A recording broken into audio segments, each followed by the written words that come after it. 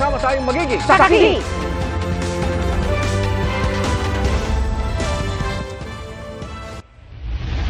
Igan, hindi mo nahuhulihin sa February 1 ang mga jeepney na hindi pa consolidated. Inaprobahan kasi ni Pangulong Bongbong Marcos ang pagpapalawig sa consolidation ng mga pampublikong sasakyan. Ayon sa LTFRB, susunod sila sa utos ng Pangulo. Ang reaksyon ng mga jeepney driver sa pagsaksi ni Joseph Moro. Hanggang January 31 na lamang dapat papayagang bumiyahe ang mga hindi consolidated na jeepney. Pero imbes na sa susunod na linggo, pinalawig pa hanggang April 30 ang consolidation. Rekomendasyon nito ni Transportation Secretary Jaime Bautista na inaprubahan ni Pangulong Bongbong Marcos. Ayon sa Presidential Communications Office, paraan ito para mabigyan ng pagkakataon ang mga gustong mag-consolidate pero hindi umabot sa cut-off. Magandang balita po sa amin yun kasi para naman po kahit papano matuloy-tuloy pa rin po yung biyahe. Tuloy po yung sa amin po yung dala-dala po pong GPS, naka-membro na po to sa co-op. Then yung iba naman po, na-consolidate na sila. Para po kahit magkahigpitan naman po, tuloy-tuloy pa rin yung biyahe nila. Maganda yan. Kasi po, para makita naman. Dahil sa extension, hindi na muna itutuloy ang panguhuli sa mga unconsolidated na mga traditional na jeepney sa February 1. Nakipagpulong kanina si House Speaker Martin Romualdez sa mga jeepney driver na tumututol sa PUV Modernization Program. Ipararating daw ni Romualdez sa LEDAC bukas ang mga hinaing ng driver. Basta yung jeepney talaga, ang talagang, yan talagang simbolo ng ating Pilipinas. Kaya dapat hindi yan mawala. At suportado ko kayo dito at ipipreserve natin yan. Kahit papaano po ay naibsan yung ating pangamba na hindi na po makakabiyahe yung ating mga kasamahan. Ang pinangako po sa atin, hindi po tayo mapipace out. Yan ang pinangako sa atin ng ating speaker. Base sa pag-aaral ng GMA News Research sa datos ng LTFRB, halos 2,000 rutang sa buong bansa ang may mga hindi pa consolidated na jeep at UV Express. Paano nyo i-guarantee na walang shortage of vehicles? The assurance that we are giving when we say there will be no shortage of the public transport supply is actually the response coming from the consolidation. Ang meaning talaga nun, sir, is merong sasalo dun talaga sa mga ruta na mababakante because of the unconsolidated. Sabi ng LTFRB, sa buong bansa 75% na ang consolidated sa lampas 150,000 na unit ng mga jeep. Pero sa Bacolod, ayon sa mga operator doon, 73% ang mga hindi pa consolidated. May mga hindi rin consolidated sa Iloilo at Batangas. Hindi ho namin may suko-suko ang aming sasakyan. Bilang kami ho ay nasa sa bukid. Ay kung ano yung sasamsamin pa ng aming sasakyan, ay paano itong may nagkasakay? Saan mo namin sasakay? Sa Paragaos? Tingin ng Committee on Transportation kung hindi hilaw, hindi masusing na pag-aralan ng PUV Modernization Program. Para sa GMA Integrated News, ako si Joseph Morong, ang inyong saksi. Sardinas, gatas at pati sabon. Nagmahal na po ang mga yan, mga kapuso, at ayon sa DTI, lagpas 40 produkto pa ang nakapila sa hirit na taas presyo. Saksi, si Bernadette Reyes. Sa dami ng bayarin at mahal na mga bilihin, hirap na raw sa pagbabudget si Rose. Ang hirap, lalo nang nangupahan kami. Araw-araw na budget, toothpaste, shampoo, sabon, tapos pagkain, titipirin mo. Minsan isang lutuan na lang. Malungkot na balita dahil ang kanyang pagbabudget tila hihigpit pa sa price adjustment ng ilang pangunahing bilihin. Ang toilet soap na kasama sa arawang budget ni Rose, tataas ng hanggang 4 pesos. 2 pesos o higit pa ang taas presyo sa canned sardines at powdered milk na tataas ng hanggang 6 pesos. Bukod sa mga produktong nagtaasa na ang presyo, pinag-aaralan din ng DTI ang hirit ng ilang manufacturers para sa price adjustment sa ilan pang mga produkto, kabilang na ang bottled water, instant noodles, tinapay, mga canned products, gaya ng corned beef at mga meatloaf, pati na sa ilang mga produkto gaya ng kandila at baterya. Katumbas yan ang 45 pang produktong nagbabadyang tumaas ang presyo, na maaari maglaro sa 30 centavos hanggang 33 pesos. Ang mga pagbabago sa presyo inilalathala ng DTI sa pamamagitan ng digitalized pricing na kung tawagin ay e-presyo na makikita online. That will allow also consumers to benchmark across different markets and different retailers, so that they would be in the know as to where the low prices or lowest prices are available. Sa pagpupulo ng National Price Coordinating Council kanina, napag-usapan rin kung paano mas epektibong maipatutupad ang pagtatakda ng Suggested Retail Price o SRP. Ina-explore natin kung we will retain the current practice na regular tayo naglalabas ng SRP or gagawin natin na tuwing may kalamidad lang kapag nagpa-price freeze, in which case wala na yung bulletin natin and then we will let the market decide. Parang free market na yung style natin. Pabor naman dito ang Philippine Amalgamated Supermarkets Association Incorporated, samahan ng mga grocery at supermarket operators sa bansa. Competition keeps us in check. Don't buy those items na masyadong mataas ang tinaas. Ang daming brands. Pag lahat sila nagtaas, may papasok na bagong players. Para sa GMA Integrated News, Bernadette Reyes ang inyong saksi. Dadalhin ng Senado sa Korte Suprema ang pagpreno sa People's Initiative para amyandahan ang saligang batas. Ang bilang ng mga lagdang kailangan para umusad yan, hindi pa naaabot ayon sa grupong pirma. Taliwas sa pahayag ng isang kongresista. Yan ang sanib puwersang pagsaksi ni na Sandra Aguinaldo, Tina Panganiban Perez at Mav Gonzales. Sa Korte Suprema nadudulog ang Senado para harangin ang gumugulong na People's Initiative para sa pag-amyenda ng konstitusyon. Ayon kay Senador Coco Pimentel, sa weekend planning session ng Senado aayusin ang ilalatag na kaso. Kabilang sa ipupunto ang kawalan umano ng basihan ng COMELEC para tanggapin ang mga nakalap na pirma para sa People's Initiative. What is your business receiving all these papers with signatures? At sinasabi nila, they have a ministerial role to play as of the moment. Based on what? On a law already characterized by the Supreme Court as insufficient to support a people's initiative. Hindi rin aniya pwede ang People's Initiative dahil revision at hindi lang simpleng amendment ang gustong gawin nito. Kabilang ang panukalang gawing joint voting ang pagbabago sa konstitusyon. Yung basic structure ng legislative branch ang binabago o kinukontra. Your experience in law and being a bar top-notcher will help us, and we'll be finding this together. Suspendido na rin ang pagdinig ng Senado sa resolution of both Houses 6 o RBH 6 na layong amyendahan ang economic provisions ng konstitusyon dahil tuloy pa rin naman daw ang People's Initiative. At sa gitna raw ng mga ulat ng mga kongresista ang nasa likod nito, tanong nila, bakit dalawang paraan ng charter change ang pinapagulong? Habang hindi sinasangtabi itong People's Initiative, talagang ang mga nasa likod nito ay mga politiko talaga. Tingin ng isa pang senador, dapat pumagitna na ang Pangulo sa issue. Napakahalaga ang sentimento ng ating Pangulo dito. At mahalaga rin na maiwasan itong potential political crisis. Ang masasakripisyo dyan, mga mahalagang batas. Hinihingi pa namin ang panig ng Malacanang ukol dito. Pero kahapon, sa eksklusibong panayam ng GMA Integrated News, sinabi ni Pangulong Marcos na mas mahalagang unahin ang pagre-rebisa sa economic provisions ng saligang batas. Nauna nang itinanggi ng liderato ng Kamara na nasa likod sila ng People's Initiative. Bakit naman hindi nila aminin kung sila talaga nasa likuran nito? Ibig sabihin, mayroong hidden agenda. Pero ikinakahiya nila yung People's Initiative na yan, bakit hindi nila angkinin? To everyone, kung sino mang nasa likuran nung tsatsa, aminin nyo kung sino kayo.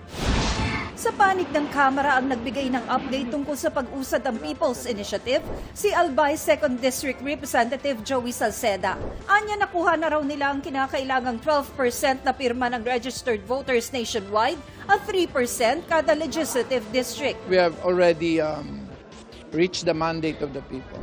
Hindi niya nilinaw kung bakit alam niya ang impormasyon ang tanungin namin. At hindi rin malinaw kung sinong nila ang kanyang tinutukoy, lalo't dati nang dumidistansya ang mga kongresista sa pangangalap ng mga lagda. Pero may sagot siya sa akusasyong bilihan ng pirma. Ang dali naman magbintang eh. Di ba? Sa tingin ko, hindi ang Pilipino, hindi naman ganun kababaw para basta nalang pipirma. Tugon naman ni Salceda sa pinirmahang manifesto ng lahat ng senador para tutulan ang People's Initiative. Sa tao naman tayo makinig, hindi sa 24 tao. Ang issue ngayon, ano ba yung maganda para sa kinabukasan ng Pilipinas? Pero sir, yung PI daw hindi naman People's Initiative but Politicians Initiative. Mandali naman po talagang mag-name calling, di ba? Pero yung 12.1% of the population that signed on, dadaan pa tayo sa plebisito. Bakit ayaw pakinggan ang tao? Sa plebisito, they're free to campaign against the petition. Ayaw na raw patulan ni House Speaker Martin Romualdez sa mga patutsada ng Senado laban sa Kamara. Petty differences, such as like foul words or unnecessary invectives, yung hindi magandang salita, they have no place here. Hindi natin pinapatulan yan. What we do, we try to look at the good in everything that everyone does, even the Senate. So, if they're doing something positive and good, we embrace it. If they say or do something that is not necessarily to our liking, we respect their freedom and their right to express as such. Hindi ko sila papatulan. Sa isang media forum, sinabi ng grupong Pirma o People's Initiative for Modernization and Reform na di pa nila nakukuha ang mahigit 8 milyong pirma para makamit ang rekisitong 12% ng mga registered voters sa buong bansa at 3% sa bawat congressional district. Pero tiwala silang makukuha nila ito sa loob lang ng ilang buwan. So far, we have gathered about 30% of 8 million. So that's about 2.5 million signatures already. Palagay ko po, within the next 2 to 3 months, kuha na namin. Taliwas ito sa sinasabi ni Congressman Joey Salceda na nakuha na ang kinakailangang bilang ng mga lagda. Sabi ng pirma, hindi nila kasama ang mga kongresista sa signature drive. Pero nakikipag-ugnayan daw sila sa mga ito para sa pangangalap ng pirma sa kanilang mga distrito. Ang mga nakalap na lagda, sinusumite at tinatanggap na sa COMELEC local offices.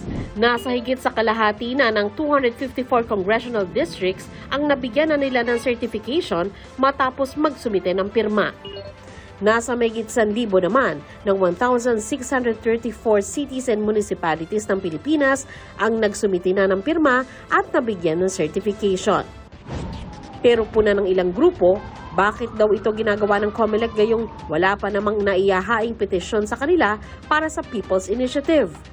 Sabi ni Garcia, maiging questionin ito sa Korte Suprema para mabigyang linaw ang mga alituntuning nakasaad sa batas at sa COMELEC guidelines. Napakaganda po yung kung talaga maki-question nila para magkaroon ng president para sa mga susunod, mag-guide po tayo. Basta ang trabaho lang po ng COMELEC, hindi po kami hihinto hanggat hindi po kami pinapahinto sapagkat tali po kami doon sa patakaran. Merong biglang mag-ano sa kanilang guidelines or merong mag-question doon sa People's Initiative na ginagawa ng pirma, we are there to confront these legal challenges.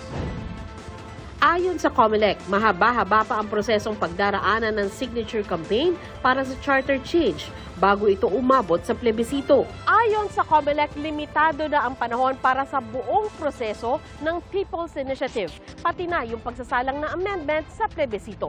Basta po, October, November, December, we cannot do the plebiscite. The entire year of 2025, we cannot do the plebiscite. Para sa GMA Integrated News, Sandra Aguinaldo. Mav Gonzalez. Tina Panganiban Perez, ang inyong saksi.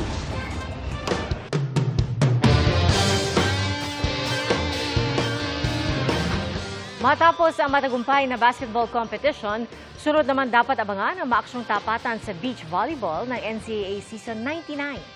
Saksi, si Jonathan Nanda. Declare Season 99 Beach Volleyball Tournament officially open. Halos 100 atleta mula sa 10 NCAA schools ang kalahok sa pagbubukas muli kanina ng taunang NCAA Beach Volleyball Tournament. Ang bago ngayong Season 99, ang pagbabalik ng ikatlong dibisyon ng torneo, ang Junior Division. Nakaramihay mga atletang senior high ng NCAA schools. Exciting kasi first time lang din po namin makapaglaro ng beach volley. Thank you po kasi nabigyan po kami ng opportunity na makapaglaro po dito. Maraming salamat po. Ito po yung pangarap namin na sana po magtuloy-tuloy lang po yung pangarap po namin. It's a sign of returning back to normal. A bigger and better NCAA. Sa Subic Bay ulit ang venue ng NCAA Beach Volleyball na nakakaambag raw sa turismo rito. Nakatulong po kaya ang NCAA sa amin. Kaya may utang na loob din po kami sa inyo for choosing Subic Bay as the venue. Maraming salamat po.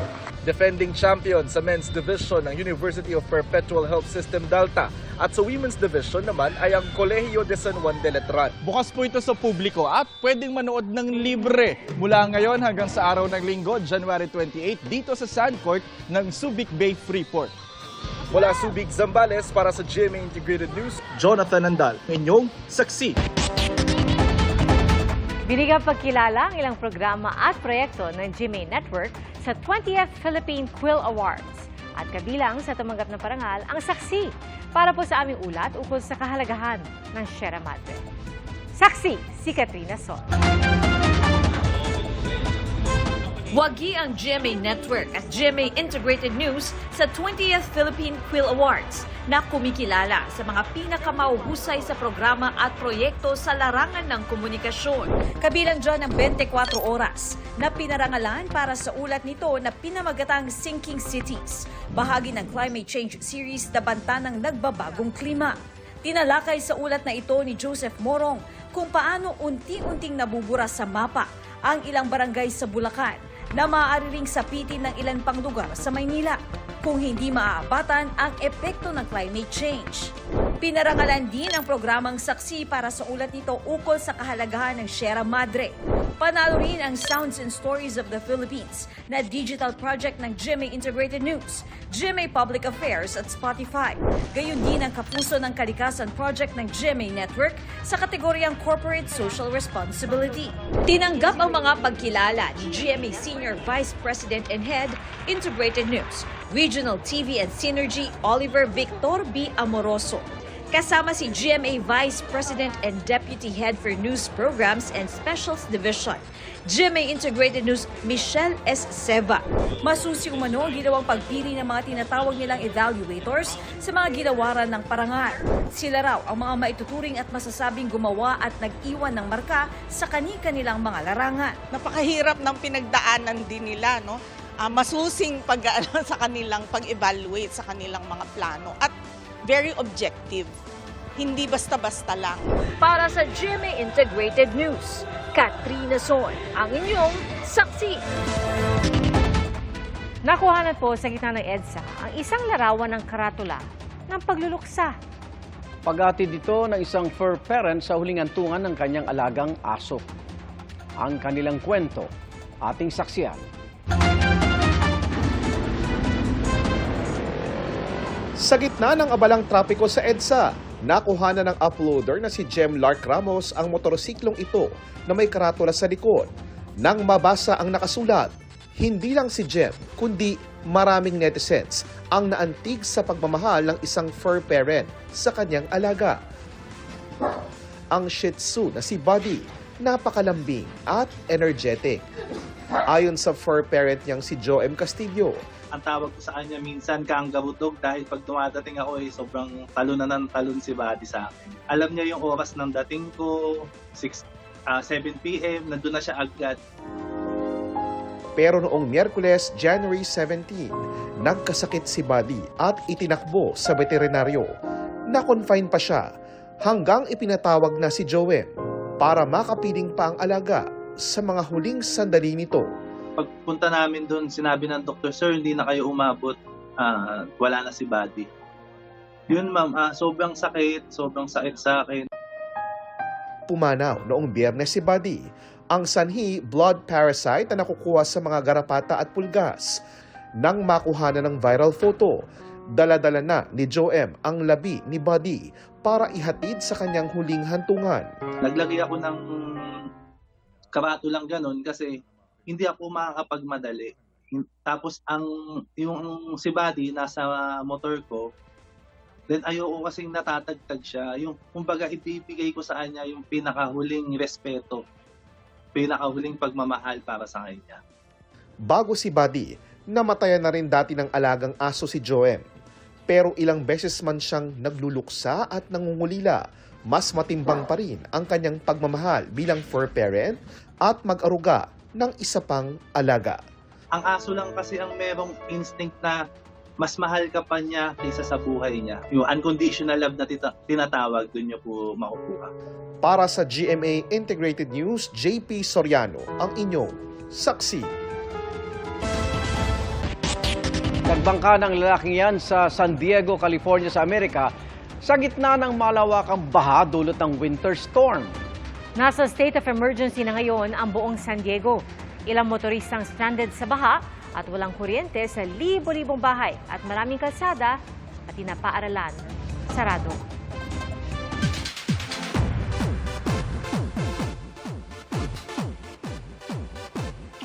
Dearest Darling My Universe, Korean superstar IU is back. Kasama pa niya sa music video ng Love Wins All si V ng BTS.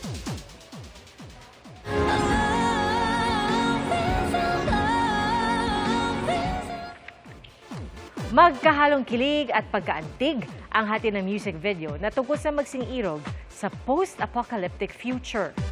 All praises ng fans sa visuals at acting ng dalawa sa malapelikulang music video. At hindi lang yan winner sa social media trends, mahigit 12 million views pa ito sa YouTube. Tuloy naman ang K-Fever dahil si good boy Kim Sun-ho magbabalik sa Pilipinas sa Abril. Bahagi ito ng kanyang Asian tour. Huling dumalaw ang aktor sa bansa noong Disyembre. Salamat igan sa inyong pagsaksi. Ako naman, Arnold Clavio. At ako po si PR Canghel para sa mas malaking misyon at sa mas malawak na paglilingkod sa bayan. Mula sa GMA Integrated News, ang News Authority ng Filipino. Hanggang bukas, sama-sama tayong magiging saksi! Mga kapuso, sama-sama tayong maging saksi. Mag-subscribe sa GMA Integrated News sa YouTube at para sa mga kapuso abroad, samahan niyo kami sa GMA Pinoy TV at sa www.gmanews.tv.